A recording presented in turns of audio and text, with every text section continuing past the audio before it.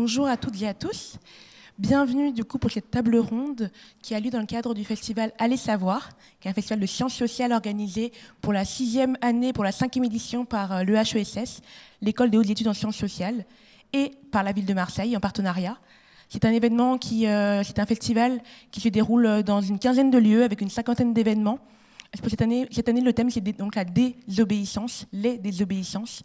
C'est un festival qui est en grande partie gratuit, ouvert à toutes et à tous, et qui prend place sous différents formats, des tables rondes, des conférences, des débats, des pièces de théâtre, un salon d'écoute, des différents formats divers et variés. Vous êtes bienvenus pour assister à toutes ces manifestations culturelles. Le festival a donc commencé jeudi 26 et a lieu jusqu'à demain, principalement à la Vieille Charité, mais également dans tous les lieux partenaires de la ville de Marseille. Merci beaucoup d'être présents avec nous aujourd'hui au Musée d'Histoire de Marseille. Et je vous laisse avec les intervenants et les intervenantes de cette table ronde qui vont vous présenter le sujet pour lequel nous sommes réunis aujourd'hui. Merci à vous.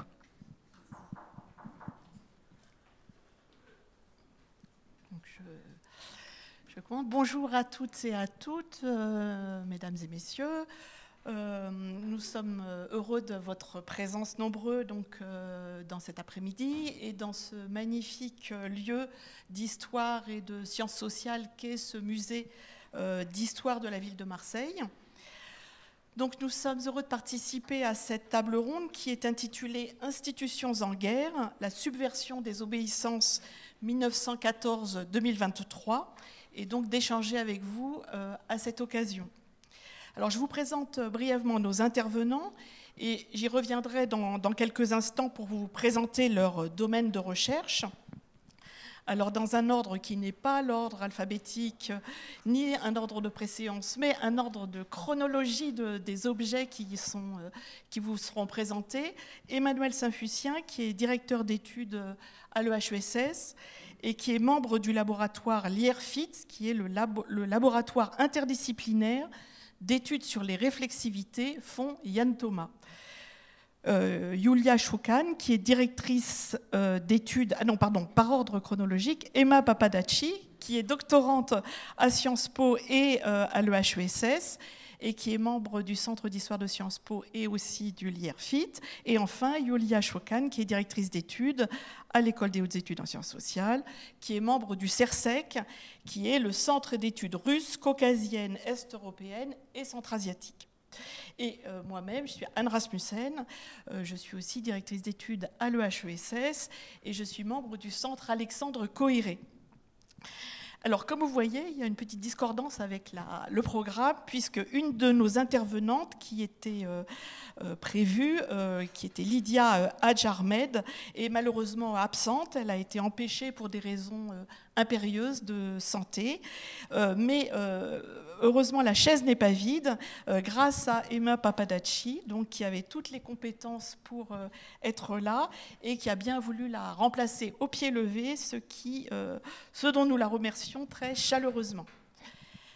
Alors, la table ronde. Donc, ce festival, cette année, questionne par le biais des sciences sociales les ressorts de l'obéissance et de la désobéissance, donc sous toutes leurs formes et modalités.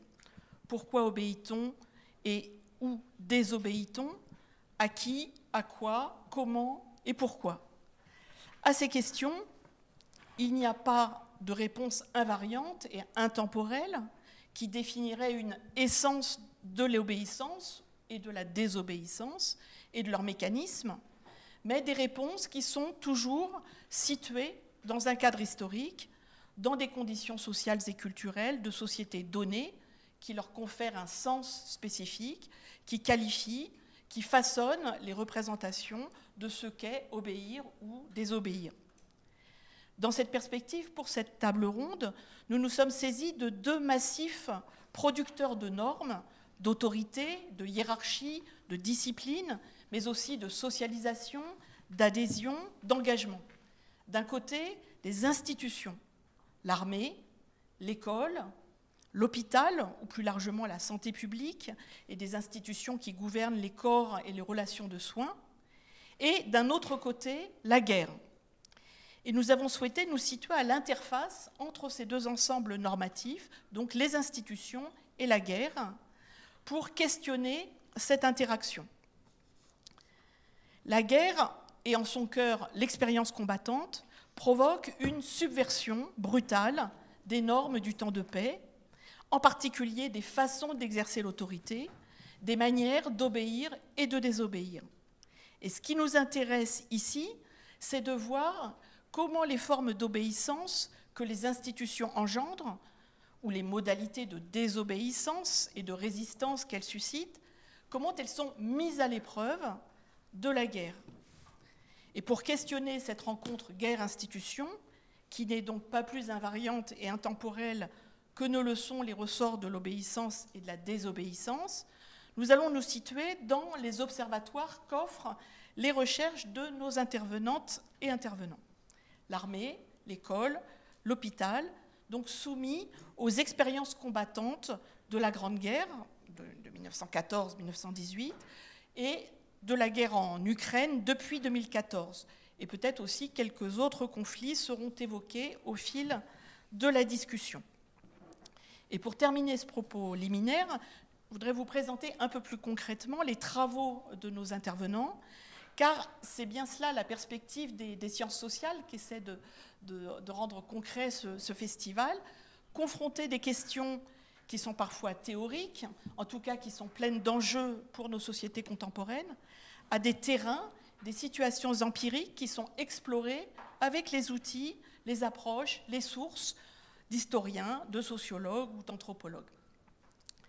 Alors, pour revenir donc à nos intervenants, donc Emmanuel Saint-Fucien, il est historien, il travaille sur les expériences d'autorité, d'obéissance, de refus d'obéissance dans les institutions, et particulièrement des institutions qui sont traversées par les guerres ou les événements violents. Sa thèse en particulier, qui a été publiée aux éditions de l'EHESS en 2012, s'intitulait « À vos ordres », la relation d'autorité dans l'armée française de la Grande Guerre, et portait donc spécifiquement sur cette question. Il est l'auteur de plusieurs autres articles, par exemple dans Genèse, un article qui s'intitule « Pourquoi obéit-on ?» On est vraiment au cœur du sujet. Et plus récemment, « Guerre et frontières sociales, le cas du premier conflit mondial » dans un ouvrage collectif « Enquête, l'épreuve des frontières sociales » dirigé par Marion Fontaine et Emmanuel Pedler en 2023. Les institutions sur lesquelles il travaille sont principalement l'armée et l'école, et son dernier ouvrage est une enquête sur l'autorité scolaire et sur les obéissances ou désobéissances dans les salles de classe du premier et du second degré, qui sont bouleversées par les attentats de janvier et de novembre 2015. Et ce livre s'intitule « L'école sous le feu, janvier et novembre 2015 », donc un livre aux éditions Passé Composé en 2022. Notre deuxième intervenante, Emma Papadacci, est doctorante, donc on l'a dit, elle est spécialiste des mondes scolaires français et britanniques, et qu'elle étudie aussi au prisme des expériences de guerre, de la Première et de la Seconde Guerre mondiale. Elle vient tout juste d'achever sa thèse de doctorat, il y a seulement quelques jours, donc on la remercie d'autant plus d'être là, et qu'elle soutiendra très prochainement, pour le 2 décembre pour être précis. C'est une thèse intitulée « La leçon qu'ils n'oublieront pas », point d'interrogation, expérience scolaire dans les établissements du secondaire et du primaire supérieur au regard de la Grande Guerre, Angleterre, Pays de Galles, France, 1918-1940. Et on voit là l'importance du regard croisé et d'une perspective transnationale pour mesurer la singularité de ces objets. Enfin, Yulia Shoukan, qui, elle, est sociologue et qui a travaillé un peu en deux époques peut-être de ses recherches, d'abord sur une sociologie du politique instituée, donc en Ukraine et au Bélarus, donc en travaillant sur des acteurs, des institutions, des relations de pouvoir, et qui a donné lieu à un livre qui est fameux, hein, puisqu'on a un livre dont on a beaucoup parlé, qui est publié, une première édition en 2016, qui s'intitule « Génération Maïdan, aux origines de la résistance ukrainienne », aux éditions La Tour d'Aigle et éditions de l'Aube, et qui a été réédité en 2012. Et par ailleurs, Yulia travaille aussi maintenant sur la sociologie de l'engagement citoyen et des mobilisations solidaires en Ukraine. Et en particulier, je présenterai brièvement deux recherches qu'elle mène actuellement ou récemment. L'une s'est attachée à analyser une forme particulière d'engagement des femmes ukrainiennes qui émerge au début de la guerre du Donbass, donc d'avril 2014, donc à l'est de l'Ukraine, et qui se prolonge jusqu'à aujourd'hui, donc qui est le soin bénévole aux blessés militaires. Hein, et c'est une enquête ethnographique qui s'appuie sur une association caritative et sur le soin accordé aux soldats blessés tout au long de leur séjour dans un centre hospitalier. Donc là, il y a toute une réflexion sur la sociologie d'engagement citoyens ordinaires et la manière dont la guerre les transforme. Enfin, une recherche en cours porte sur la prise en charge des amputations de guerre en Ukraine et qui cherche à saisir justement l'émergence de nouveaux engagements et qui est peut-être plus largement une contribution à une sociologie politique du handicap en des temps extrêmes. Donc voilà un peu campé nos champs de recherche et leurs champs de recherche respectifs que nous interrogeons donc à ce prisme des institutions en guerre. Et donc je vais commencer vraiment cette table ronde donc en vous signalant que donc selon le format classique, on aura d'abord un échange entre nous et puis on viendra dans un deuxième temps pour échanger avec vous, avec la salle, pour poser questions et tout commentaire que vous souhaiterez apporter. Donc, commencer par des questions et donc peut-être vues à l'aune de ces conflits, donc commençant par le regard Première Guerre mondiale jusqu'à la guerre d'Ukraine. Donc, finalement, dans l'avant-entrée en guerre, dans l'avant-guerre, dans le temps de paix, qu'est-ce que obéir et ou désobéir dans le cadre donc, de vos institutions. Et je commence. Merci beaucoup. Merci Anne, merci aussi au Musée d'Histoire pour leur accueil. Merci. Oui, c'est dans le cadre de l'armée, évidemment, la question est centrale, elle est décisive parce que le basculement, c'est pas obéir à n'importe quoi, c'est obéir à la possibilité de tuer et d'être tué ou blessé soi-même. C'est-à-dire de subvertir une norme du temps de paix centrale de la modernité politique en quelque sorte. Donc la question est absolument centrale, elle est centrale sur l'avant aussi, puisque les officiers qui vont encadrer les hommes durant sur le terrain, les officiers d'état-major, les soldats eux-mêmes sont socialisés, sont formés, sont instruits avant la guerre. Et que pour comprendre ce qui se passe pendant la guerre, il faut aussi regarder, voilà, excusez-moi pour cette banalité, ce qui se passe avant la guerre. Or, il se trouve que dans ce cas-là, le cas que j'étudie moi, l'armée française, mais ça serait vrai pour d'autres armées européennes, mais en tout cas l'armée française, à la fin du XIXe siècle, est soumise à deux évolutions majeures du point de vue de l'obéissance. Deux évolutions, mais décisives, et qui vont se croiser alors qu'elles n'ont a priori pas grand-chose à voir. La première évolution, c'est une évolution d'ordre politique. C'est-à-dire que c'est l'élargissement de la conscription, c'est le citoyen qui devient un soldat, le citoyen qui va combattre de manière universelle. La guerre n'est plus affaire de mercenaires payés pour le faire, la guerre n'est plus affaire de l'aristocratie, des meilleurs dans une éthique héroïque et une éthique d'ordre, comme on disait dans l'Ancien Régime. La guerre est l'affaire de tous parce que la République est l'affaire de tous et qu'il faut défendre la République. Et dès lors, au début du XIXe siècle, il y a ce qu'on appelle une sécularisation de l'armée, c'est-à-dire on retire Dieu des casernes en quelque sorte. On ne se bat pas pour Dieu, on ne se bat plus pour Dieu, on ne se bat évidemment plus pour l'empereur, on ne se bat plus pour le roi, on se bat pour la République.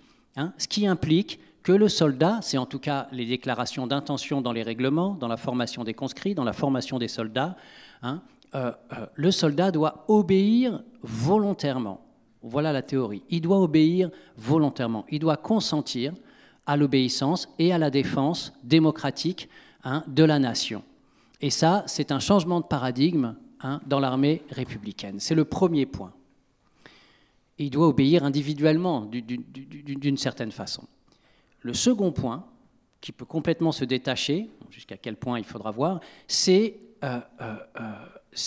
l'évolution technique et tactique qui en découle. Les armes à feu sont soumises à une évolution extrêmement rapide, disons pour faire vite, dans le dernier tiers du 19e siècle, où la puissance du feu est décuplée. La puissance de feu devient énorme. Invention de la mitrailleuse, développement de l'artillerie par obus et plus par boulet. Un petit peu de logistique, je suis désolé, mais les armes, les fusils tirent et tuent à 1000 mètres désormais. Ce sont des fusils à répétition, ce qui fait que le rideau de feu est tellement puissant qu'il ne peut plus y avoir de bataille de rang. Le rang, c'est quoi? Le rang, c'est les hommes côte à côte, c'est les batailles impériales, c'est les batailles d'Ancien Régime, c'est les batailles hoplitiques, archaïques, qui ont fait dire à certains historiens que le rang était le modèle spécifique du modèle occidental de la guerre. Or, il n'y a plus de rang possible devant la puissance de feu. Les hommes sont obligés d'évoluer en tirailleurs, ils se retrouvent isolés sur le champ de bataille, ils doivent se coucher, ils ne peuvent plus rester debout, sinon ils sont tués, ils doivent se cacher dans les plis du terrain et ils doivent avancer de manière séparée. Et l'état-major des armées européennes, allemandes, britanniques, françaises, le savent bien, parce qu'il y a des officiers qui observent les guerres en cours, la guerre des bourgs en Afrique du Sud, à la fin du 19e siècle, la guerre russo-japonaise de 1905, la guerre des Balkans, 1912-1913, et ils écrivent au fait aux états-majors, attention, les hommes sur le champ de bataille échappent au regard des chefs, échappent au regard de leurs camarades d'unité. Il va falloir donc quoi? Il va falloir qu'ils intègrent par l'instruction, par le drill, ce que les armées appellent, par l'entraînement, au fait, les manières individuelles et intériorisées d'obéir seuls, guillemets, je force un peu le trait pour comprendre, sur le champ de bataille. Et juste une incise, et je termine sur ce point-là, il y a un paradoxe ici, c'est-à-dire que pour que les hommes obéissent librement, ils doivent être surpréparés, ce qui impose que le terme de dressage, qui est un terme qui a évidemment fait couler beaucoup d'encre. Le dressage, c'est le terme militaire en français. 1906, le capitaine de Grandmaison fait un traité de dressage dont parlent beaucoup les antimilitaristes, etc. Parce qu'en effet, ça implique une instruction de gestes répétés, mécaniques, très vifs, qui peut être abattu du côté de la coercition, de la sanction, de la contrainte, mais qui, au fait, est, du point de vue, en tout cas interne à l'armée, est utilisé pour que le soldat puisse se déployer seul, choisir, obéir, diriger, prendre des initiatives dans un déluge de feu, alors inédit dans l'histoire de la guerre. Voilà, voilà les 3 points importants qui m'ont semblé importants sur cette question de l'obéissance dans l'armée. Merci Emmanuel et Emma Papadacci sur l'école. Merci. De mon côté, je m'intéresse aux adolescentes et adolescents britanniques et français scolarisés dans les lycées en France et dans les secondary schools en Grande-Bretagne de 1914 à 1940. Ils ont entre 11 et 18 ans et ils représentent en 1914 environ 5% de leur classe d'âge et en 1939 environ 10%. Il s'agit d'une élite scolaire mais aussi sociale, politique, économique. Pour le 19e siècle et le début du 20e, donc avant la Grande Guerre, les cadres institutionnels qui régissent l'obéissance sont d'une extrême sévérité. On parle pour la France de lycée-caserne ou lycée-prison, et les public schools anglaises, établissements privés élitistes, sont réputés pour leur très grande dureté. Au tournant des années 1880-1890, on assiste à un mouvement de régulation de la violence institutionnelle en Grande-Bretagne et de libéralisation de la discipline en France, au moment où se crée l'école républicaine. Il n'empêche que les normes de l'obéissance demeurent très strictes. Pour la France, la thèse très récente de Pierre Porcher apporte un éclairage majeur sur les enjeux autour de la discipline scolaire de ces débuts de la Troisième République. Les élèves doivent respecter un grand nombre de règles. Ils se doivent d'être la majeure partie du temps silencieux. Le silence est en effet requis quasiment partout et tout le temps. Il est interdit, je cite un arrêté, de causer dans les rangs, pendant les mouvements, pendant la durée des classes et des conférences, dans les voisinages des classes où l'on travaille. Il est autorisé de discuter pendant les repas pour les internes, pendant les exercices de gymnastique et à certains moments dans la cour de récréation. Même quand ils ont le droit de parler, ils doivent le faire, je cite là encore l'arrêté, sans faire de bruit.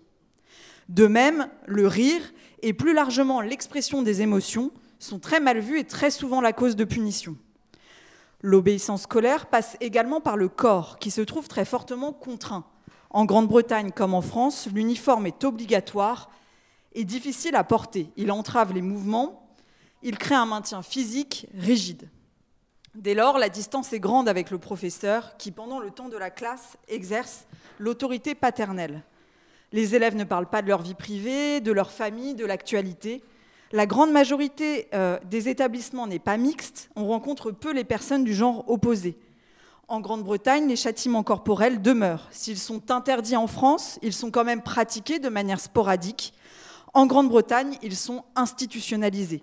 Ce sont les élèves les plus âgés, appelés prefects ou captains, qui, à l'aide d'une canne, peuvent frapper les plus jeunes lorsqu'ils jugent que ces derniers n'ont pas été obéissants. Ce cadre n'empêche pas les nombreuses désobéissances et des punitions qui sont déterminées lors des conseils de discipline. Les désobéissances peuvent aller du fait de lire un roman au lieu de travailler en études, de bavarder, de marcher les mains dans les poches, jusqu'à l'insolence envers le professeur, la fugue, l'insulte. Et ce, sous peine d'être punis de multiples façons, allant de l'avertissement jusqu'à l'exclusion définitive de l'établissement relativement fréquente, en passant par les blâmes. Merci. Merci. Je commencerai par dire peut-être que pour moi, c'est la question la plus difficile, précisément, l'avant. Pourquoi difficile? Parce que ça fait ressortir aussi les différences entre l'histoire et la sociologie et les outils méthodologiques que nous avons. J'entre sur le terrain dans un hôpital militaire au nord-est de l'Ukraine, à Kharkiv, au moment où la guerre commence, donc au moment de l'événement précisément. Et en sociologie, pratiquant effectivement cette démarche ethnographique, j'observe les interactions et je restitue par la suite l'analyse précisément à partir de mes propres observations.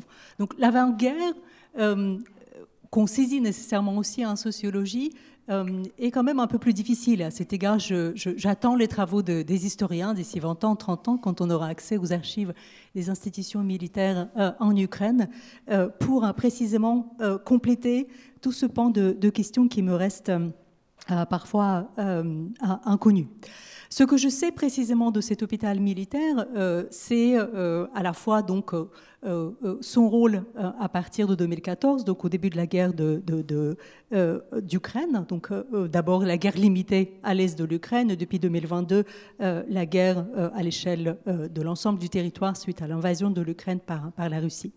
Ce que je sais aussi de cet hôpital, c'est qu'il subit un certain nombre de transformations, tout comme d'autres institutions, avec ce passage donc du système soviétique à la fin de l'URSS en 1991 à la création des institutions indépendantes en Ukraine. Donc l'ensemble des institutions, l'armée y compris, le service de santé de l'armée et donc toutes les institutions hospitalières de ce service de santé se trouvent en processus de restructuration puisque l'objectif de l'Ukraine, donc au cours des 20 premières années de l'indépendance précisément, c'est de se débarrasser de cet héritage soviétique en restructurant et surtout en réduisant les moyens et les effectifs. Et donc en fait, les grands défis que cet hôpital observe avant 2014 et auxquels il essaye de faire face, c'est précisément ce manque de moyens et de personnel. Et c'est un hôpital qui, du coup, en fait, bascule tout le temps entre l'obéissance et la désobéissance, la norme et l'arrangement à la norme. Et je prends effectivement les deux termes au sens un peu plus large et de rapport entre l'institution et donc les normes qu'elle édicte et les normes qu'elle respecte. Je vais vous donner quelques exemples. C'est un hôpital, j'ai dit, militaire. Il est basé donc à Kharkiv. C'est là où j'ai fait mon travail d'observation.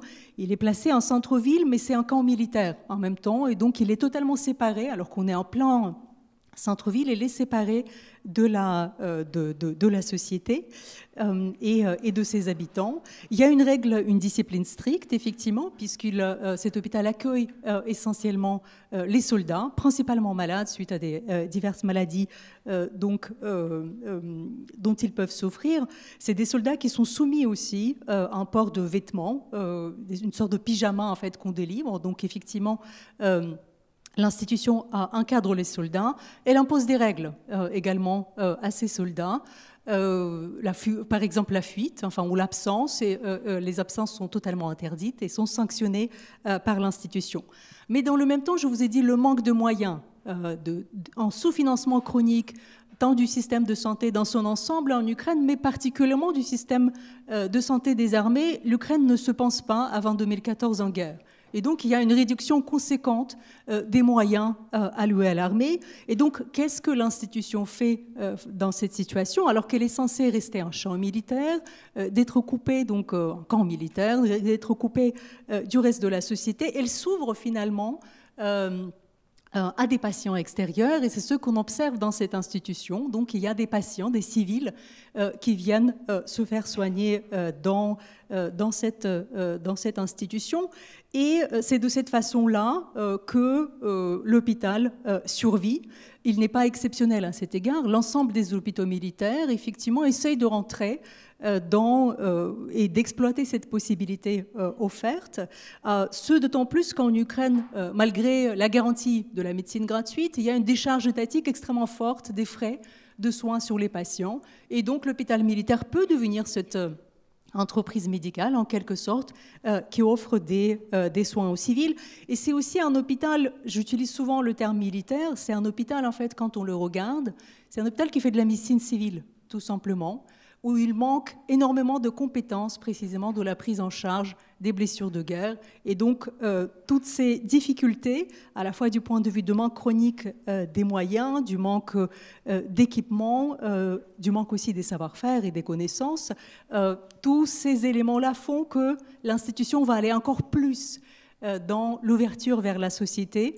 Et c'est précisément là, donc, avec le début de la guerre, qu'on va voir ce phénomène d'interaction entre les citoyens et les citoyennes, précisément les femmes, que j'ai suivies et qui se sont donc préoccupées des blessés.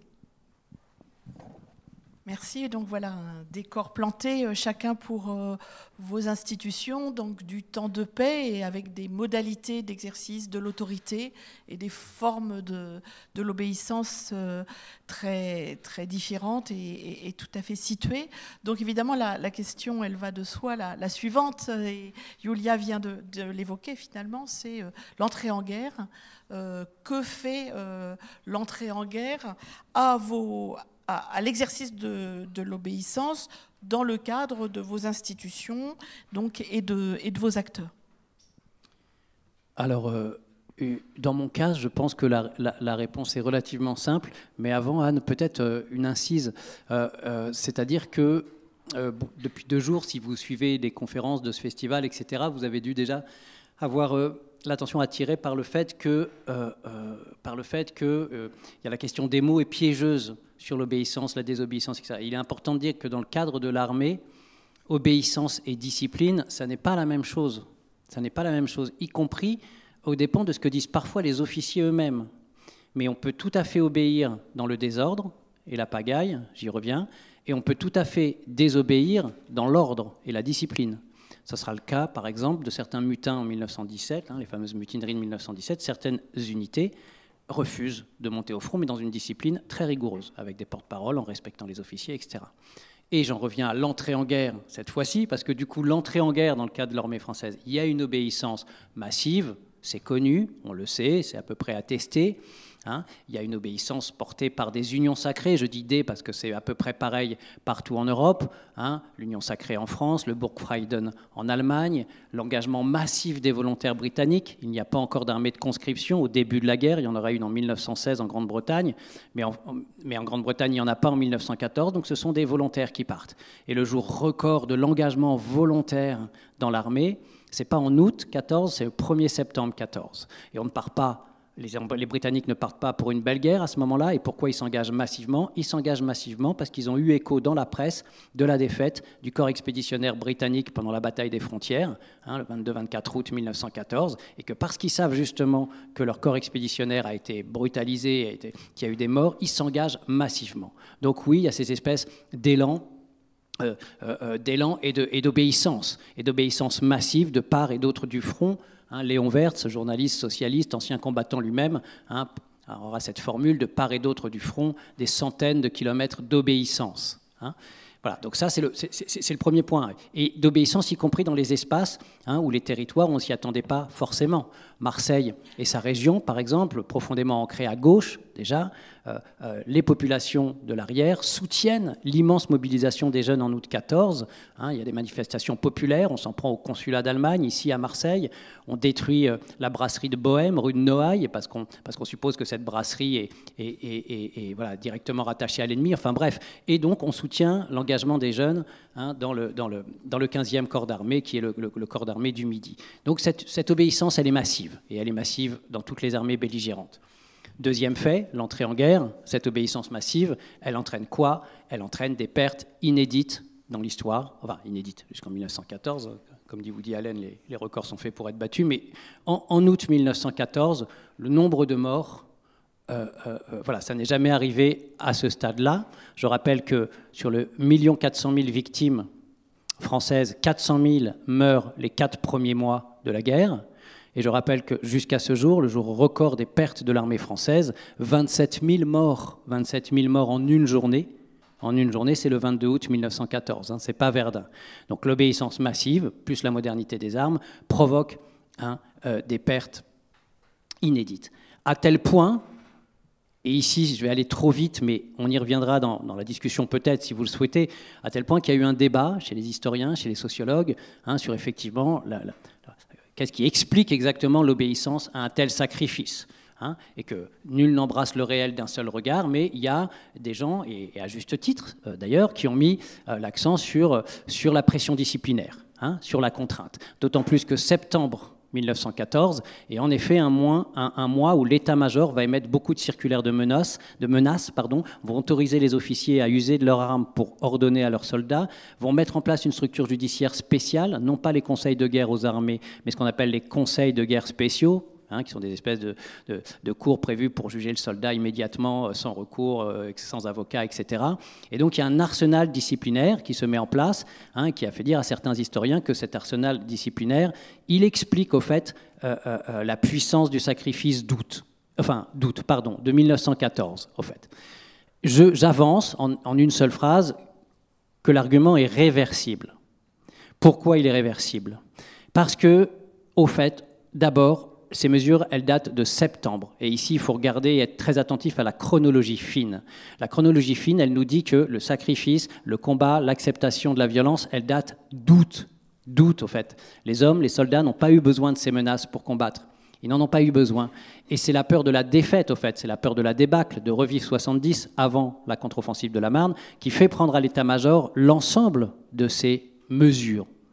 Et par ailleurs, ces mesures, elles ne provoquent pas de rupture de pacte d'autorité, elles ne provoquent pas de révolte, elles sont en quelque sorte acceptées par les hommes, ça ne sera pas le cas en 17, j'y reviendrai tout à l'heure, sans doute, ou peut-être, et ce qui me fait dire que l'autorité, au fait, à l'armée, mais peut-être à l'école aussi, c'est à voir, l'autorité est toujours tempérée par le degré d'adhésion des acteurs à qui elle est adressée. Voilà, j'étais un peu trop long, mais Donc, du côté de l'école, lorsque la guerre est déclarée le 3 août 1914 en France et le 4 août en Grande-Bretagne, les mondes scolaires britanniques et français se trouvent en plein congé estival et largement pris au dépourvu. Les établissements sont fermés et la majorité de leurs membres en vacances, loin de leur école. La mobilisation des hommes laisse entrevoir très rapidement la possible désorganisation de l'enseignement et implique des décisions rapides pour la rentrée scolaire qui a lieu au début du mois d'octobre en Grande-Bretagne comme en France.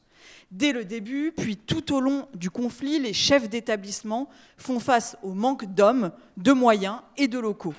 En France, ce sont 3000 membres de l'enseignement secondaire qui sont mobilisés et ainsi remplacés. Les chiffres sont assez proches en Grande-Bretagne, les enseignants se portant volontaires en grand nombre dès août 1914. Les locaux, eux, sont réquisitionnés pour les garnisons et hôpitaux militaires. L'entrée en guerre 1939 constitue, elle aussi, un moment de désorganisation similaire, même si les acteurs ont pour certains tiré des leçons de l'entrée en guerre 1914. Il n'empêche que la déclaration de guerre le 3 septembre 1939 a à nouveau lieu pendant les vacances d'été, que les enseignants sont également largement mobilisés, les locaux réquisitionnés, le manque de moyens important. Une différence majeure cependant, il faut ajouter les évacuations des élèves avec leurs professeurs. Ainsi, grâce aux travaux de Laura Lidons, on sait qu'entre le 1er et le 3 septembre, ce sont 673 000 enfants britanniques qui sont évacués. En France, nombreux sont les enfants citadins à passer leurs vacances dans leur région d'origine et à ne pas rentrer.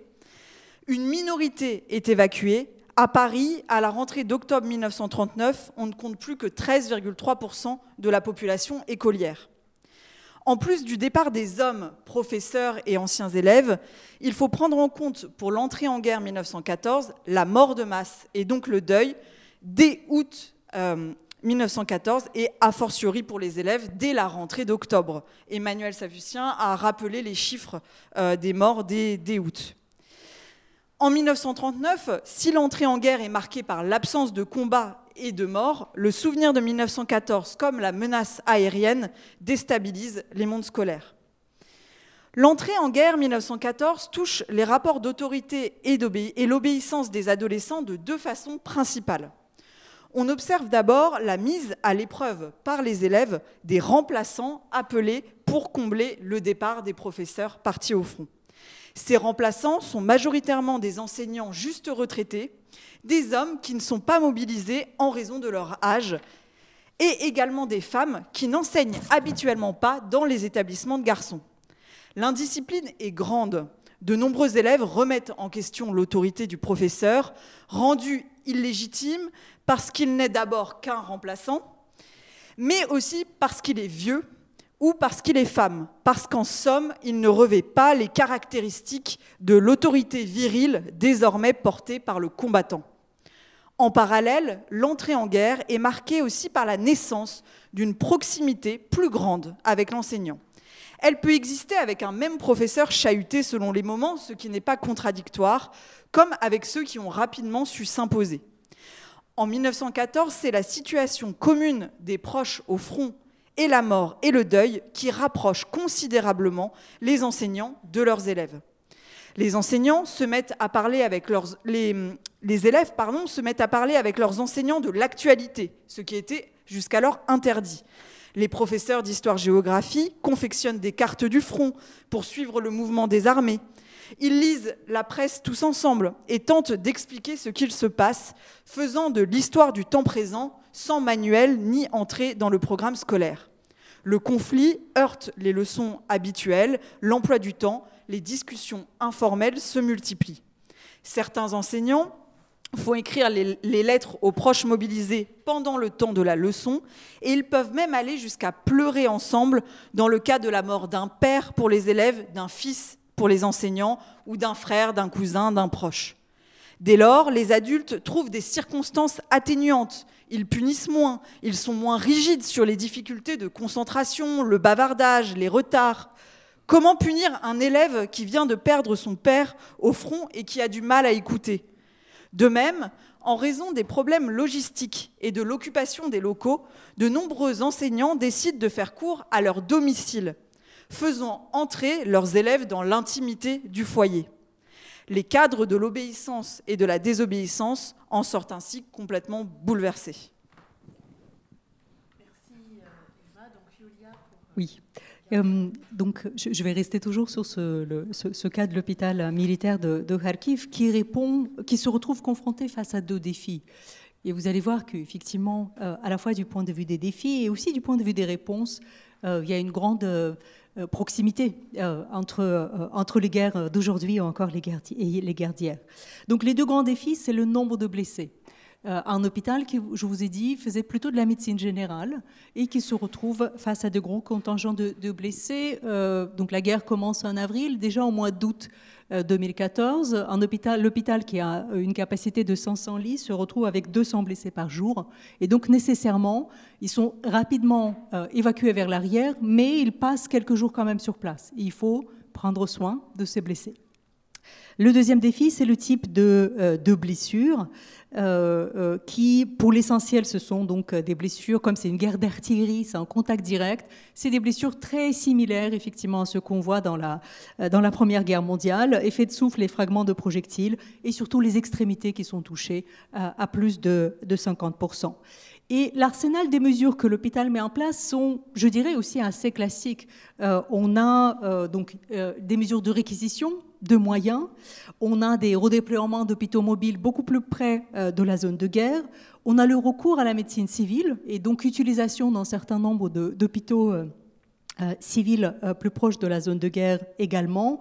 On a un apprentissage sur le tas des professionnels, aménagement des nouveaux services comme par exemple la neurochirurgie ou encore le service de traitement des brûlures qui n'étaient pas en place et qui vont progressivement se mettre en place au sein de cet hôpital. Mais ce qui m'a intéressé précisément dans cette réponse, c'est l'ouverture vers des acteurs et en l'occurrence des actrices du soin bénévole.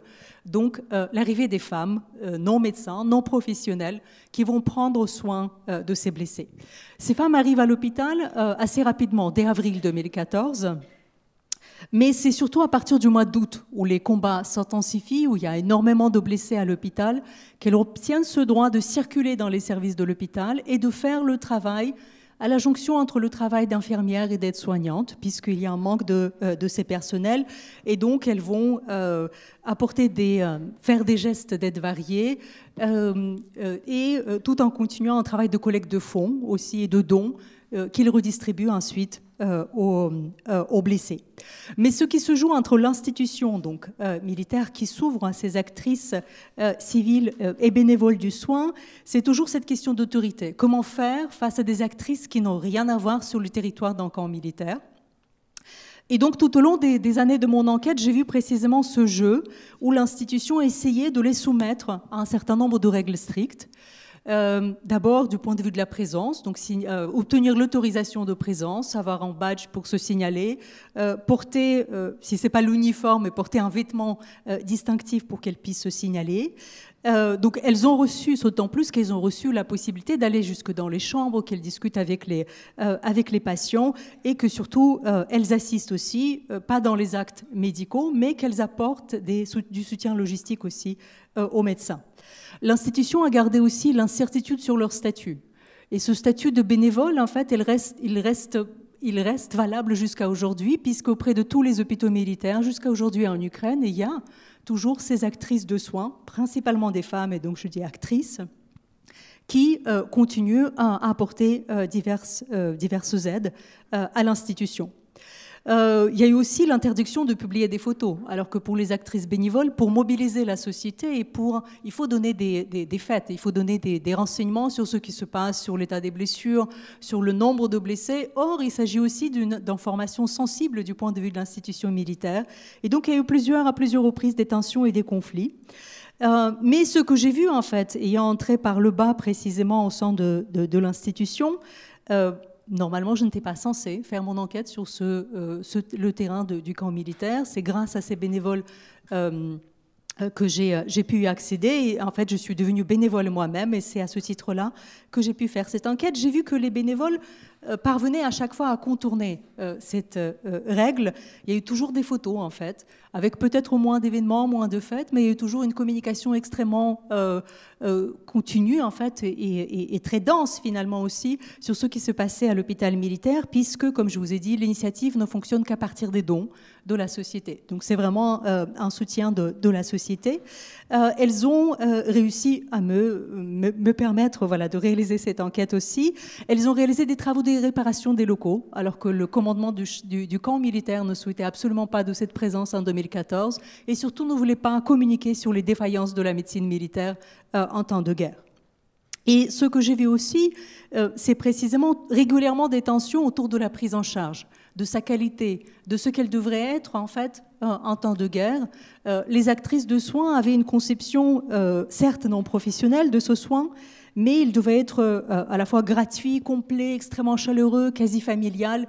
Il ne devait pas avoir de limites et donc ne devait pas se situer dans une rationalité de prise en charge des coûts médicaux. Alors que du point de vue de l'institution, en fait, il y a un certain nombre de règles, précisément, de fourniture, de nourriture disponibles aux patients. Et donc l'institution tenait à les faire respecter. Et donc il y a eu du jeu régulièrement entre l'institution et ces actrices du soin. Le jeu qui se poursuit, encore une fois, je voulais le rappeler aujourd'hui en Ukraine, puisque cette forme d'assistance citoyenne, d'aide citoyenne à l'institution militaire se pratique jusqu'à aujourd'hui. Merci à tous les trois. Alors, on entend dans ce que vous avez présenté tout le nuancier en fait des formes d'obéissance, désobéissance et du fait que ce sont des termes qui ne sont pas monolithiques, qui ne renvoient pas à des comportements monolithiques avec des formes de contournement des règles, de jeu, de marge de manœuvre. On voit aussi toutes les interstices, le fait que la discipline n'est pas l'obéissance, comme Emmanuel l'a bien souligné. On entend aussi dans ce que vous dites l'importance, me semble-t-il, de la dimension temporelle, c'est-à-dire que on est un certain nombre à être historiens ici, donc ce qui nous intéresse, c'est ce qui change dans le temps, mais les sociologues y sont également très sensibles. Donc on entend que les guerres donc ont des capacités de destruction qui pèsent en fait sur le cours de la guerre même, donc le nombre de morts, de blessés, ces formes de violence, et aussi donc la durée même de la guerre courte, et la guerre qui s'éternise et qui transforme en fait aussi elle-même ces formes d'obéissance. Donc ce sera peut-être ma dernière question, en tout cas pour ce premier moment. C'est finalement à l'épreuve de la durée de la guerre, à l'épreuve aussi de la violence et des formes que la violence prend. Donc comment se renégocient les formes d'obéissance et de désobéissance? Oui, merci Anne. La durée, effectivement, absolument centrale. J'y arrive. Encore une insiste, je m'excuse, mais parce que dans la discussion qui précédait entre nous, Anne a dit qu'il faut aussi insister, et elle a raison, sur l'empirie, sur comment on fait, sur qu'est-ce qui nous donne justement autorité, entre guillemets, pour énoncer ce qu'on énonce. Entre sociologie et historien, l'histoire, c'est les archives de l'obéissance sur la guerre, sur le monde scolaire, c'est autre chose. Principalement, c'est quoi? C'est les archives du contrôle postal, c'est ce qu'on appelle les archives du contrôle postal, où des fonctionnaires de l'armée sont payés pour faire des coups de sonde dans la correspondance des soldats. Ils prennent au hasard 200 lettres dans un régiment et ils font des comptes rendus qui évoluent, qui montrent l'évolution du moral des soldats. Il y a ce qu'on appelle la littérature de témoignage, les correspondances, les lettres, les carnets, les journaux des soldats. Et la troisième grand fond, si j'ose dire, c'est les archives judiciaires, les archives des conseils de guerre qui permettent de photographier en quelque sorte les comportements. Pardon, je referme cette parenthèse, mais c'est en épluchant ces archives-là, ces dossiers-là, en comptant, en tentant de faire une pesée, c'est pas toujours facile, ensuite, avec l'interprétation, qu'on avance notre... Excusez-moi, j'ai pris 1 minute, mais c'était important. Cette durée, elle est absolument capitale. Le temps, Anne l'a dit, le temps de la guerre n'est pas un temps ordinaire, c'est un temps autre, on le sait bien. L'actuelle guerre d'Ukraine le montre, toutes les guerres le montrent, et dans le cas de 14-18, effectivement, à partir de 1916, il y a un effritement du consensus. C'est très clair. Les hommes sont épuisés, le deuil est massif, il y a l'éloignement des familles, il y a la détresse, il y a la souffrance. Et donc ça, on n'obéit plus de la même façon, et on n'obéit plus pour la même raison. Il faut réagencer les modalités d'autorité, les modalités d'obéissance. Ce réagencement, il va se faire à mon sens, en tout cas, vers 2 directions d'abord. D'abord, la nécessité de l'exemple. Les officiers de contact, c'est-à-dire sous-lieutenant, lieutenant-capitaine, les sous-officiers, bien sûr, caporal, sergent, adjudant, doivent montrer l'exemple. S'ils ne montrent pas l'exemple des tours de garde, l'exemple des corvées, l'exemple des expositions au feu, tout le pacte d'autorité risque de se rompre. En fait, on n'obéit plus à un chef qui ne donne pas l'exemple. Deuxième impératif, la justice. La justice au sens large. La justice dans les tours de garde, la justice dans les tours de corvée, la justice dans les lieux d'exposition, la justice dans les permissions, la justice dans les sanctions infrajudiciaires. Un acte considéré par injuste par une unité, l'officier perd son autorité. Donc cette demande d'exemplarité et cette demande de justice, elle va être négociée. Elle va être négociée. Jamais une autorité, s'il y a des enseignants du secondaire ici, des parents, enfin vous le savez, jamais une autorité ne s'exerce exactement comme celui qui détient l'autorité le souhaiterait. C'est toujours un réagencement, c'est toujours une négociation. Et cette négociation, dans le cadre de l'armée française et dans le cadre de toutes les armées, à mon avis, elle est accentuée par un autre impératif, encore tactique, l'évolution des armes, l'évolution des formes de combat. Je vais très très vite ici, parce que très vite. En gros, à partir de 1916, les compagnies entières de 250 hommes qui sortent du parapet pour aller mourir face à la tranchée adverse, ça ne se passe plus comme ça. Les unités sont des petites unités désormais de 25 ou 50 hommes, ce qu'on appelle des demi-sections ou des sections. Et elles sont organisées en armes complémentaires. En 1916, le poilu n'existe plus. Il existe des fusiliers, des tirailleurs, des grenadiers, des téléphonistes qui sont organisés en armes complémentaires autour du fusil mitrailleur. Et ça change tout, parce que ça crée une interdépendance très forte entre les hommes d'abord et entre les hommes et leurs chefs. Et que l'autorité, la troisième exigence, après la justice et l'exemple, c'est la compétence. Un chef qui ne montre pas la compétence technique, il perd son autorité immédiatement. J'aimerais vous lire un extrait d'un ancien combattant qui s'appelle Binet-Valmer, qui a été combattant dans l'infanterie, dans l'artillerie et qui a terminé dans les chars, qui est une arme très particulière, je n'ai pas le temps de déployer ici, mais je vous lis juste 3 phrases très rapidement. C'est un témoignage de 1918. À cette date, je n'avais que 5 soldats sous mes ordres. Commandement infime, dites-vous, le plus difficile des commandements. Mon mécanicien se croit supérieur à moi. Il est ajusteur dans une grande usine. Mon sous-officier est sergent d'infanterie et je suis cavalier. Il me faudra plaire à Passe-Bosque pour qu'il m'adopte. Pour un peu, mes mitrailleurs, un chasseur, un hussard me poseraient des cols. La discipline ordinaire n'a pas de prise sur des individus tellement spécialisés. On l'emploie, mais il faut y ajouter l'affection. Et au passage, cette notion d'affection est à prendre très au sérieux. La société militaire est une société d'hommes, exclusivement d'hommes, mais de jeunes hommes éloignés de leur famille, soumis à des souffrances et à une détresse inouïe, et se crée un immense besoin de consolation. Or, cette consolation, elle est prise en charge par d'autres hommes qui, du coup, maternalisent leur autorité. On a parlé souvent de l'officier comme l'officier paternel, viril, ce qui est le cas, mais il y a aussi une maternalisation. Nous sommes une mère pour nos hommes, disent les officiers, il faut les nourrir.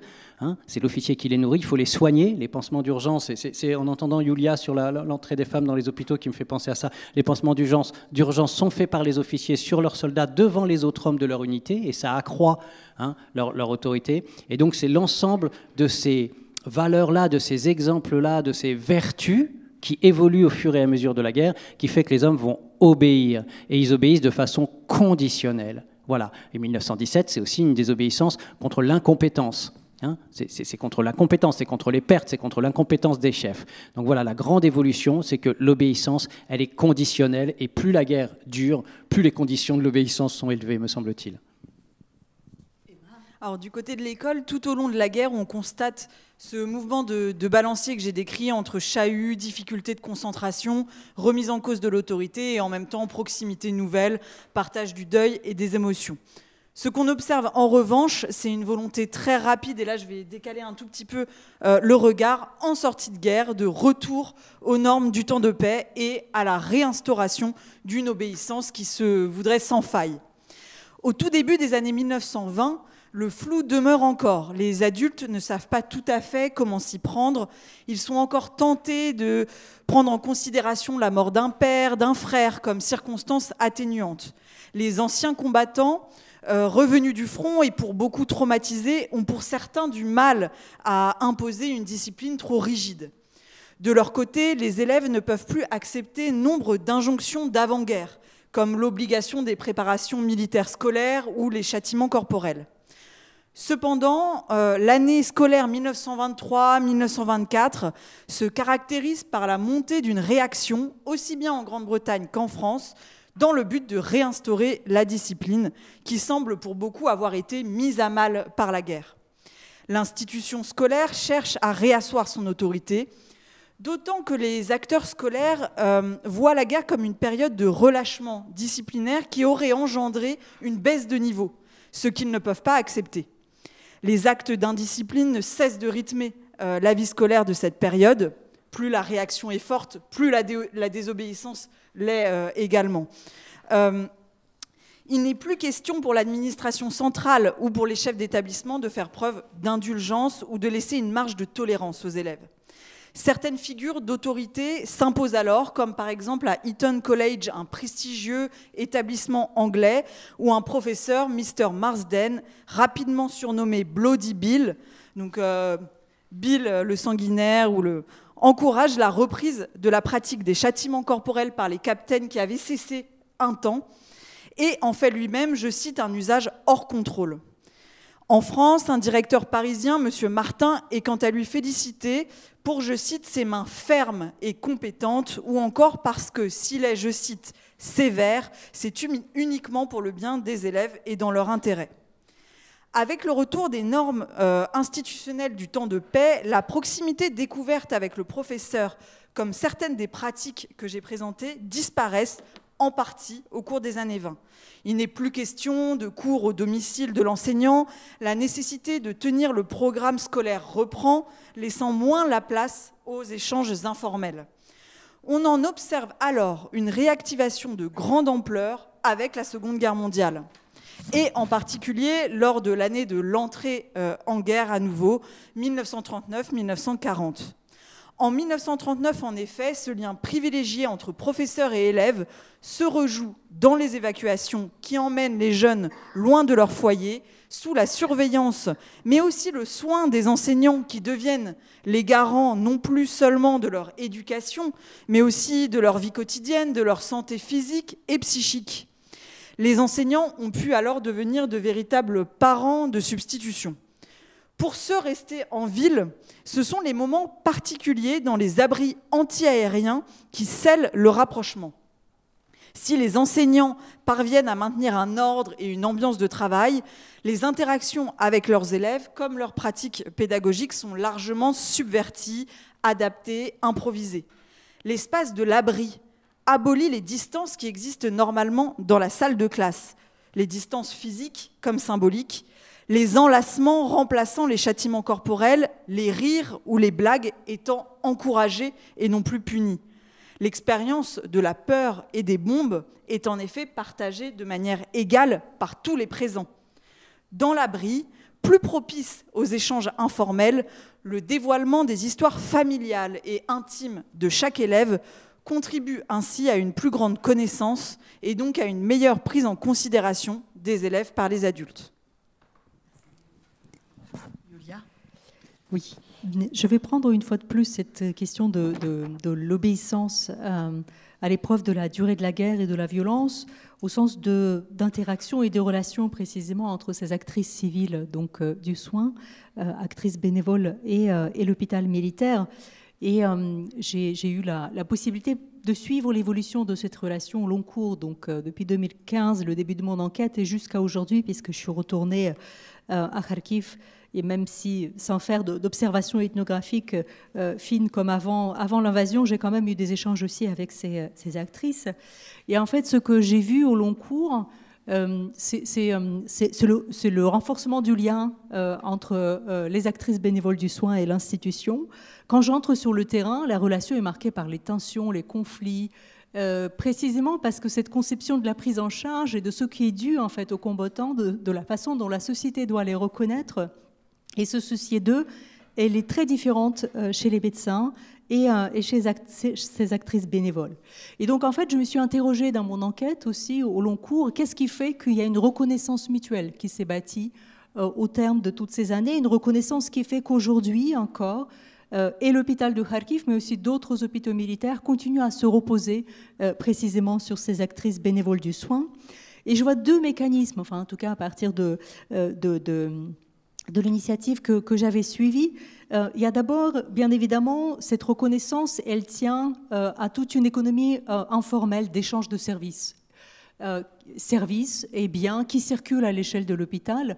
Et quand je dis échange, les bénévoles apportent beaucoup à l'hôpital, puisque à travers la collecte des dons, elles achètent les médicaments, les équipements, elles ont totalement rénové les locaux de l'hôpital au fil des années. Donc elles aident l'institution tout simplement au quotidien. Elles aident également les blessés à différents niveaux, mais c'est surtout elles aident les médecins, les infirmières, les aides-soignantes, et donc toute une chaîne hiérarchique de personnel se retrouve obligée, en fait, en quelque sorte, et retourne en échange à ces femmes un certain nombre de services lorsqu'elles elles peuvent demander de porter une attention particulière à un patient, par exemple. Elles peuvent aussi elles-mêmes obtenir un certain nombre de soins médicaux dans cette institution. Et donc, c'est un informel qui est vraiment basé sur cette logique de don et de contre-don, sous-tend cet échange et l'inscrit dans la durée, à mon sens. Et le deuxième élément que j'ai identifié, deuxième mécanisme précisément qui explique ce jeu fin de reconnaissance, d'opposition, et même malgré les oppositions, l'institution continue à accepter cette aide venue des bénévoles. Je reprends le terme à la sociologue américaine Nina Eliasov, elle parle de l'évitement du politique, au sens de l'évitement du conflit. En tant qu'actrices du soin, ces femmes ont eu beaucoup de conflits, effectivement, avec l'institution, n'étant pas d'accord avec un certain nombre de normes édictées par l'institution, n'étant pas d'accord avec les pratiques des médecins, par exemple. Elles auraient pu, si elles étaient militantes et se situaient dans cette démarche militante, essayer de porter à la connaissance du public les défaillances de l'institution. Or, et c'est une limite qui s'est imposée de façon assez naturelle, au regard de leur perception de ce qu'elles peuvent faire face à la guerre, elles considèrent qu'elles ne sont pas du tout antagonistes de l'institution. Elles sont là pour aider l'institution et surtout pour porter soin aux blessés. Et donc cet évitement du politique, évitement du conflit, marque l'ensemble de leurs activités. À aucun moment dans leur prise de position publique ou encore dans leur communication via les réseaux sociaux, on ne trouve d'accusations, on ne trouve de montée en généralité, alors qu'elles sont capables de dire pourquoi, par exemple, l'hôpital manque de médicaments, pourquoi les soldats manquent de soins, etc. Donc il y a cette capacité d'identifier les responsabilités, mais il y a comme une volonté de ne pas les porter dans l'espace public, à la fois parce qu'elles pensent qu'elles ne savent pas le faire, elles ne sont pas effectivement militantes, ne cherchent pas du tout à s'engager dans ce débat avec l'institution, et surtout elles valorisent ce que j'appelle l'aide concret. Elles aident concrètement un certain nombre de blessés et pensent que c'est extrêmement important pour deux raisons, à la fois du point de vue des manques à l'hôpital, mais aussi parce qu'elles pensent qu'en situation de guerre, toute institution sera dépassée, n'aura pas assez de capacité pour faire face à des blessés. Et c'était le cas à la fois en 2014 et c'est encore plus le cas en 2022. Et en fait, cette forme, cet évitement du politique qui permet effectivement et contribue à bâtir une reconnaissance au long cours et donc une obéissance, malgré le désaccord sur un grand nombre de points avec l'institution, elle ne fait pas l'objet de consensus aussi en Ukraine et elle redéfinit finalement les figures de la citoyenneté, parce qu'on a une citoyenneté patriotique, un soldat engagé, une citoyenneté... et une autre forme de citoyenneté face à cet engagement donc, de femmes civiles dans le soin aux blessés, de femmes qui ne cherchent pas à transformer l'institution. Elles sont souvent critiquées à cet égard dans la société ukrainienne. On leur dit qu'elles contribuent à reproduire en fait, les défaillances institutionnelles. Or, ce n'est pas leur logique. Elles cherchent précisément à aider concrètement et pratiquement les blessés. Et malgré les critiques en fait, qui étaient formulées à l'égard de cette citoyenneté pendant la guerre limitée à l'est de l'Ukraine, ce qu'on a vu, c'est que l'invasion de l'Ukraine par la Russie a remis sur le devant de la scène de nouveau ces formes d'aide très concrètes, très pratiques, ne cherchant pas du tout à affronter l'institution, à s'engager dans un conflit avec l'institution, mais juste à l'aider face à la difficulté. Et bien sûr, l'élément que je n'ai pas évoqué, c'est aussi la figure de l'ennemi. La Russie, cet évitement du politique, il est aussi idéologiquement motivé. Voilà, on cherche à taire un certain nombre de difficultés, surtout dans le contexte de guerre à grande échelle aujourd'hui en Ukraine. Merci à tous les trois. Donc, on pourrait continuer cet échange, mais je voudrais d'abord ouvrir à toutes et tous cet échange, la possibilité donc d'intervenir à votre tour et de poser des questions ou faire des remarques. Donc, la parole est à vous. Oui, s'il y a un micro, merci beaucoup.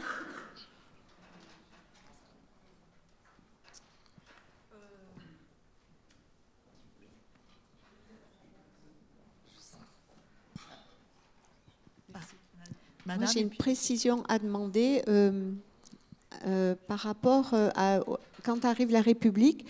Vous dites qu'il y a une universalité, tout le monde est recruté pour aller faire la guerre. J'ai lu une affaire de tirage au sort, ça n'existe plus alors, c'est à ce moment-là. Non, ça n'existe plus. Il y a une conscription, ce qu'on appelle universelle, c'est son mot qui se met en place et qui va s'élargir de plus en plus. Alors, il y a toute une chronologie. Les prêtres sont d'abord exemptés, après ils ne le sont plus. Mais à partir de 1889, c'est la grande loi de conscription, tous les hommes en âge de combattre sont mobilisés. Ah oui, ça se passe comme ça. Ah, oui. Une conscription masculine, comme il l'a dit, l'universelle masculine.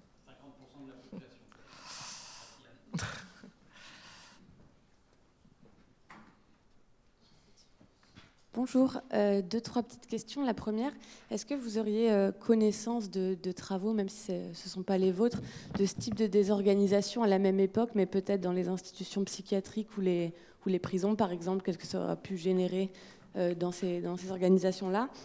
Et aussi, je me demandais, on parlait du coup des enseignants qui avaient été massivement mobilisés ou engagés. On les associe plutôt à des professions de l'esprit critique, objecteurs de conscience, etc. Est-ce que c'est quelque chose qu'on a pu observer selon les profils sociologiques des personnes qui étaient après engagées, une plus grande susceptibilité de désobéir ou non, en lien par exemple avec cette classe socio-professionnelle qu'on imagine plus encline à être critique, en tout cas de la guerre. Et enfin, juste pour rebondir sur l'hôpital, ça me faisait penser que je connais plusieurs sages-femmes à la maternité de Saint-Denis à Paris qui me racontaient comment au quotidien, pour par exemple garder des femmes qui n'avaient pas de logement, elles se jouaient un peu de certains rouages de l'institution en accentuant en fait, sur certains états de santé pour les garder et pour ce genre de petite désobéissance à l'intérieur de l'hôpital. En tout cas, je sais que ça arrive notamment là-bas et ça m'a fait penser à ça. Voilà, merci. Merci pour donc des questions qui sont plus tournées vers les enjeux liés aux formes de désobéissance, donc organisation, enseignants. Alors, sur la question sur les objecteurs de conscience, donc si je comprends bien, selon la profession, ou est-ce qu'on aurait, je ne sais pas, je parle sous votre contrôle, ils sont quand même très très minoritaires, ceux à ne pas partir au front. Et on a quelques cas, en effet, d'enseignants qui sont extrêmement pacifistes et, dans ce cas-là, sont emprisonnés pour ne pas partir. Mais est-ce qu'on aurait des études ou des chiffres indiquant une spécificité selon les professions? Je ne sais pas si... Oui, alors je vous laisse. D'abord, juste un tout petit... Je reviens en arrière sur les structures psychiatriques désorganisées pendant la guerre. Il y a les travaux de Marie Derrien. Vous regarderez sur Internet, vous aurez sa thèse, me semble-t-il. Je me tourne vers Anne parce qu'elle connaît bien ses travaux. Sur la prison, il y a un chapitre de la thèse récente d'une historienne qui s'appelle Elsa Génard, qui travaille sur la prison en général, mais qui a un chapitre fort sur ce que la Première Guerre mondiale a fait à la prison. Sur le statut d'objecteur de conscience, il n'existe pas en 14-18, donc la question ne se pose pas, il n'y en a pas. Et il va être net, Louis Lecoing est né, il essaye de tuer Malvy d'ailleurs, c'est un des rares, il va aller en prison pour ça, mais il se battra toute sa vie pour le statut d'objecteur de conscience qu'il obtiendra en 62 de mémoire, me semble-t-il, ou non, juste après la guerre d'Algérie. Bref, donc bien plus tard, il n'y a pas d'objecteur de conscience en 14-18. Il va y avoir des déserteurs, il va y avoir tout un principe de désertion, et à ma connaissance, il n'y a pas de, il n'y a pas de surdétermination professionnelle des refus d'obéissance et des désertions, on va dire comme ça, pas des objections. Et même l'espèce de truc classique qui consiste à dire c'est souvent les ouvriers syndicalistes, syndiqués, urbains, etc., ça ne résiste pas aux chiffres, puisque par exemple dans le cas de la 3e division d'infanterie que j'ai étudié, les 1300 de conseils de guerre, de décisions de conseils de guerre, les proportions des prévenus et des punis correspondent exactement aux proportions des catégories socioprofessionnelles des unités. Vous avez en gros soit 50% de paysans, 50% de prévenus en conseil de guerre, 25%. J'exagère, hein, mais en gros, c'est les configurations qui créent la désobéissance, pas les déterminismes sociaux. Oui, merci pour votre remarque sur les personnels de l'hôpital. C'est le grand biais de mon enquête, précisément. Je vous ai dit, j'ai travaillé sur le territoire d'un hôpital militaire et donc d'une unité militaire. J'étais censée être bénévole et pas chercheuse. Et donc, je n'ai pas eu beaucoup d'interactions avec les personnels. Je n'ai pas pu les interroger précisément, mais je les ai vus interagir avec les bénévoles. Et j'ai vu la façon aussi des personnels de contourner les règles, puisque s'adresser aux bénévoles et donc demander qu'elles achètent quelque chose au lieu de suivre la procédure réglementaire et donc de subir le temps long bureaucratique de l'institution, c'est une façon pour eux aussi de contourner les règles. Et ces situations, ces interactions sont extrêmement nombreuses à l'hôpital et qui créent précisément cette reconnaissance mutuelle aussi, puisque ça permet au personnel de faire correctement leur travail. Et ça leur permet d'aller plus vite et ça permet aux bénévoles aussi d'appuyer et d'apporter donc des appuis très concrets à ces personnels. Donc à cet égard, oui, il y a des contournements de règles au niveau de personnel, il y a des arrangements et il y a aussi je vous ai dit qu'il y a des tensions du point de vue de la prise en charge, de la conception idéalisée de cette prise en charge, mais progressivement, les bénévoles acceptent aussi que les personnels peuvent être fatigués, excédés, dépassés dans leurs capacités, peuvent ne pas avoir les moyens, leurs propres moyens pour acheter un certain nombre de fournitures. Et donc, voilà, cette reconnaissance est secrète dans ces interactions quotidiennes et dans les interstices de l'action publique, puisque précisément il s'agit des choses que normalement le service de santé était censé prendre en charge. Et je voulais peut-être juste, la question ne m'était pas posée, mais ça nous permet aussi de dialoguer et je veux encore une fois insister sur le bénéfice de ce dialogue entre historiens et sociologues. C'est vrai que souvent, en travaillant sur le contemporain, on a tendance à oublier, à ne pas regarder les travaux des collègues. Ça arrive. Or, quand on travaille, comme moi, sur la guerre en cours, donc en Ukraine de début 2014, on voit à quel point tout ce débat au sujet de la mobilisation ou de la conscription sont circulaires, en fait, reviennent régulièrement. Vous avez évoqué la question donc du consentement à la guerre, et on a vu qu'il était massif au début de la guerre, donc surtout face à l'invasion de l'Ukraine par la Russie. 2 ans et demi après cette invasion, il s'effrite de plus en plus. Et donc la société ukrainienne et les autorités surtout, le pouvoir politique est confronté aux mêmes questions.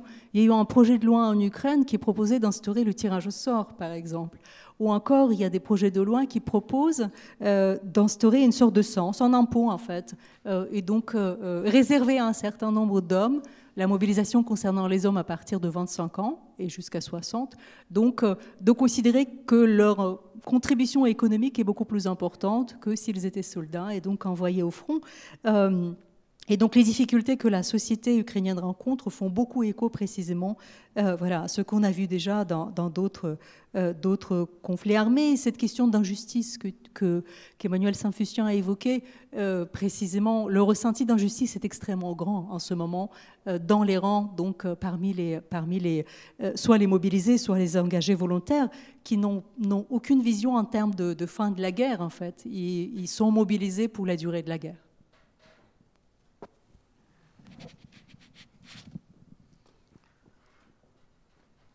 Voilà, une autre question, donc monsieur. Bonjour, donc moi je suis prof d'histoire dans le secondaire, donc ce sujet m'intéresse beaucoup et me questionne un peu sur l'extension de la guerre, ou plutôt de la peur de la guerre. Qu'est-ce que ça fait même sur notre société aujourd'hui, puisque cette peur de la guerre en Ukraine et de cette extension sur le territoire européen, enfin de l'Union européenne, a créé des politiques, des réformes, notamment celle du SNU qui se met en place au lycée en ce moment, qui doit être étendue, le retour de l'uniforme, on parlait de réaction, pose la question de retour de la conscription. Le CNU, c'est un peu un début, on va dire, de militarisation des esprits et de la jeunesse. Voilà, petit sujet de réflexion sur qu'est-ce que la peur de la guerre peut-être fait déjà, même sans qu'il y ait de guerre sur le territoire.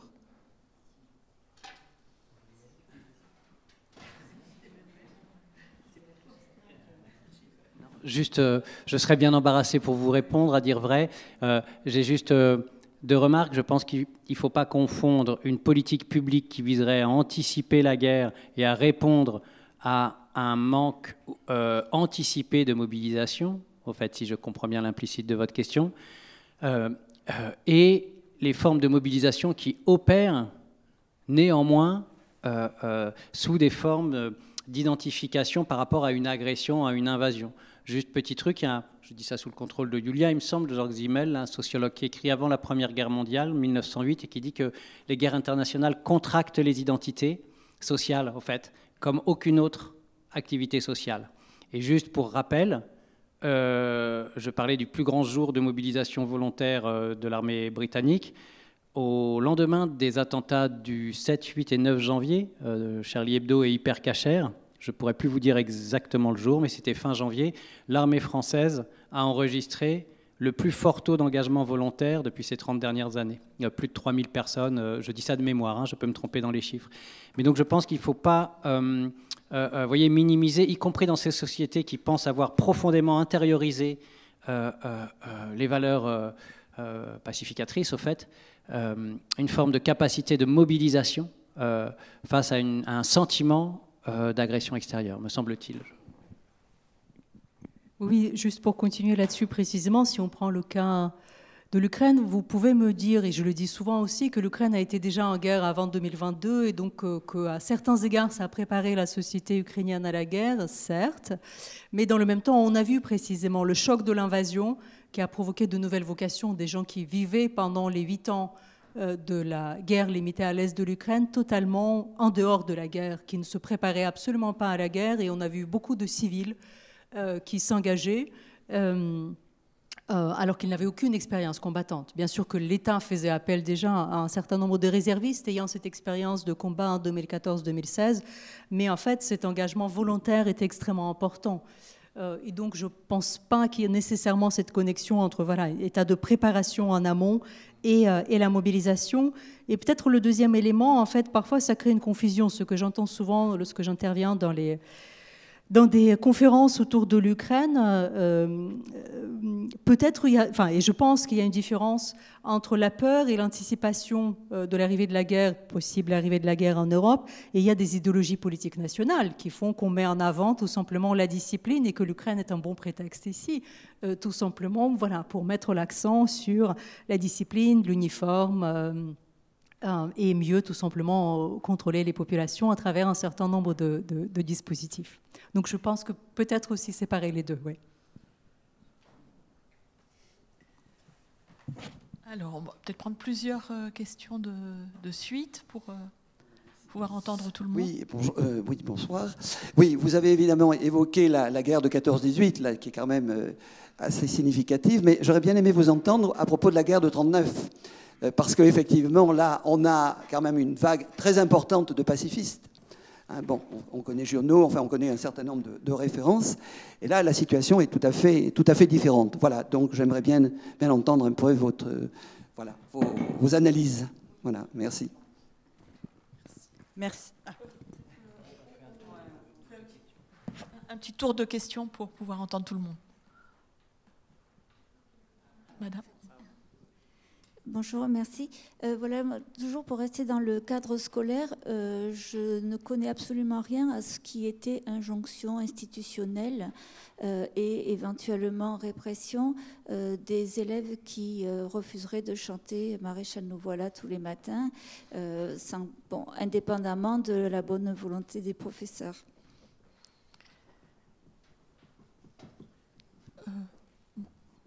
On a encore 2 questions ici. Pour regrouper les réponses. D'abord, merci beaucoup pour les échanges, c'est toujours très intéressant. Ma question porte, comme le monsieur, sur la période de la Deuxième Guerre mondiale. Et je fais référence à la loyauté. Je pense, pour avoir l'exemple dans ma famille, comme certainement beaucoup de personnes ici, d'un grand-père qui était militaire de carrière, qui a fait toute la période de la guerre avant et après pour l'armée française, et où à un moment, finalement, il se retrouve aux ordres de Pétain, et puis je fais un raccourci très court, et il a ensuite participé au débarquement pour les Alliés. Et il y a dans les écrits qu'il nous a laissés tout un questionnement et de loyauté. Lui, il est pour la France, et finalement, à un moment, il y a une bascule qui se fait, il va faire le débarquement motivé pour libérer la France. Et donc, il y a une question de loyauté, mais quand finalement les bords changent, qu'est-ce qui s'est passé dans leur tête à tous ces soldats? Je me suis toujours posé la question. Si vous avez un éclairage là-dessus.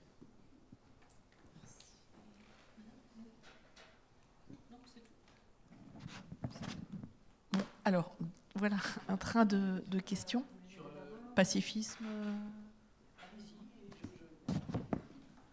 Alors, oui.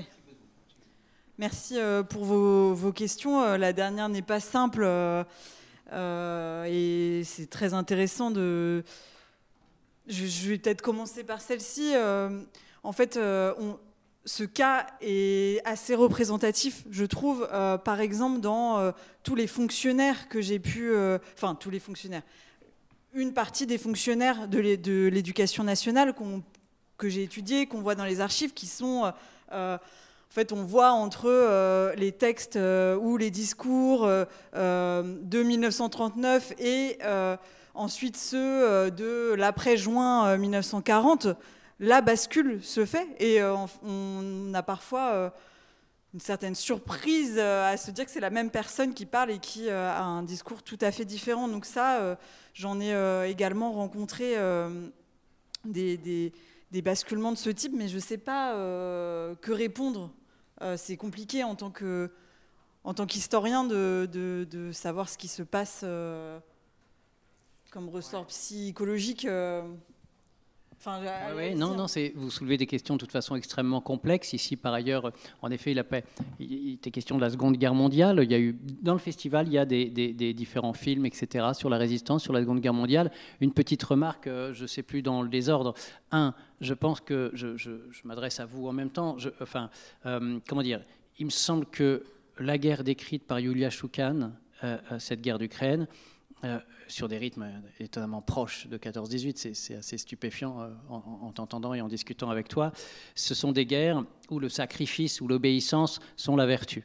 Là où aujourd'hui, en tout cas, 40, et dans le roman national ou dans la mémoire, une guerre où la désobéissance était la vertu, en fait. Le fait de dire non et de s'opposer. Ça fait en quelque sorte des approches absolument antinomiques. Après, il y a l'État, c'est-à-dire qu'il s'agissait pour les militaires de désobéir à l'État. C'est ça le gros problème, c'est le basculement politique entre la République et l'État. Et c'est une chose, c'est ici extrêmement complexe. Et beaucoup de militaires, je ne suis pas spécialiste de la période, mais ont eu une loyauté à Pétain tout en finalement rentrant dans la résistance. Il y a eu, dans le cas de l'éducation nationale, il y a des inspecteurs... Louis Houlmeau, je dis ça de mémoire, qui en même temps inspectait les classes du premier degré en demandant à ce que le portrait de Pétain soit affiché dans les classes et qui en même temps était membre de la résistance. Il y a des conflits de loyauté, il y a des conflits de légalité chez les fonctionnaires qui fait que ça feuillette cette période-là. Je ne pourrais pas en dire beaucoup plus sur les sanctions pour les élèves qui refuseraient de chanter Maréchal nous voilà. Je n'ai pas de réponse précise à dire, mais juste, il ne faut quand même pas surestimer la discipline scolaire des années 20, 30, 40, 50, etc. Quand vous lisez les rapports d'inspection, quand vous regardez Zéro de conduite de Jean Vigo, qui est un film tourné en 1932, quand vous voyez les articles sur le chahut scolaire, chahut anomique, chahut endémique, qui sont des articles des années 60 et qui parlent des années 10, 20, 30. Les livres sur la crise de l'autorité sont par des pédagogues comme Autain, par exemple, c'est 1919. Ferdinand Buisson parle de crise de la discipline scolaire à la fin du 19e siècle. Enfin, le chahut, il n'est pas d'aujourd'hui, donc il prend, je veux dire, les profs se faisaient déborder aussi en 40, à mon avis. Mais bon, bref, voilà. Et si je puis rajouter sur le maréchal nous voilà aussi, peut-être que ces chahuts pouvaient se... pouvait se faire selon l'enseignant qui avait en face d'eux. J'ai par exemple le cas d'un enseignant qui était aussi résistant, mais là aussi sans trop pouvoir le montrer à l'échelle de la salle de classe, mais j'ai retrouvé qui se faisait un point d'honneur à ne pas dire Maréchal Pétain, mais Monsieur Pétain. Donc les élèves savaient quand même des choses et pouvaient percevoir avec qui se permettre. Et donc dans cette salle de classe, on ne chantait pas Maréchal, nous voilà. Donc peut-être un petit élément de réponse ici. Alors, on va bientôt être au terme de notre séance. Est-ce qu'il y aurait une dernière sur le pacifisme? C'est l'entre-deux. Vous n'en aurez pas. Vous n'en aurez pas. Vous serez déçus. Juste une invitation. Bien sûr, le pacifisme étant le fils ou la fille de 14-18, il est immense, il est diffusé par les plus hautes autorités. Le recteur de Paris, Paul Lapie, 1925, une ère sans violence. Il y a un pacifisme de droite, un pacifisme de gauche, qui est une réaction directe à la Première Guerre mondiale.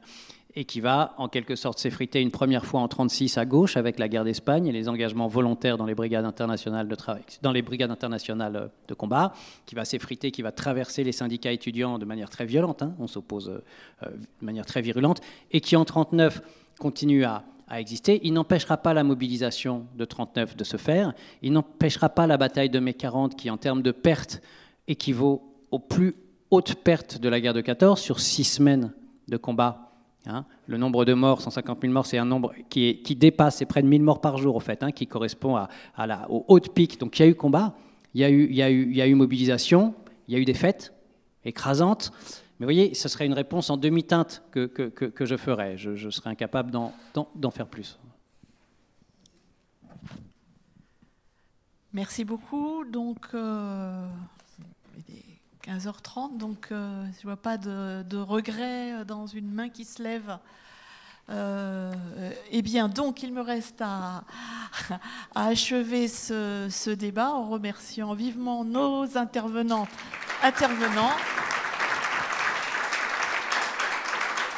Et en vous remerciant pour votre attention. Et en annonçant et merci aussi à notre modératrice, Rasmussen. Merci.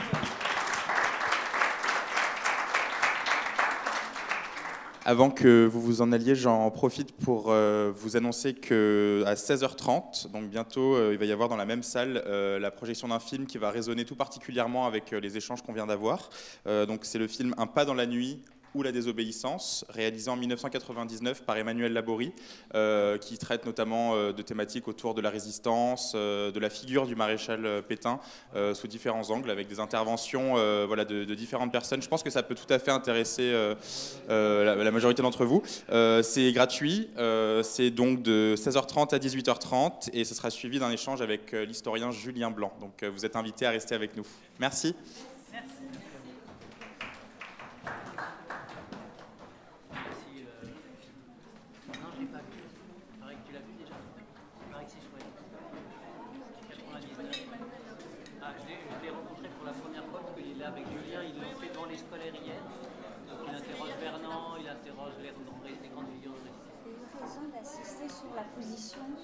Quelque peu ambiguë des fonctionnaires, mais qui jouaient à dessein cette ambiguïté. À dessein cette ambiguïté. Ah oui. Et j'ai l'exemple paternel et maternel, qui étaient tous les deux enseignants, exactement. L'un dispensait des cours au lycée du Mans, ma mère qui était institutrice, et dont l'école, c'était aussi le siège de la commande de Tours. Donc, ma mère avait appris l'allemand à Ludwigshafen parce que mon grand-père était officier et j'avais occupé la Ruhr, donc à la fin de la guerre.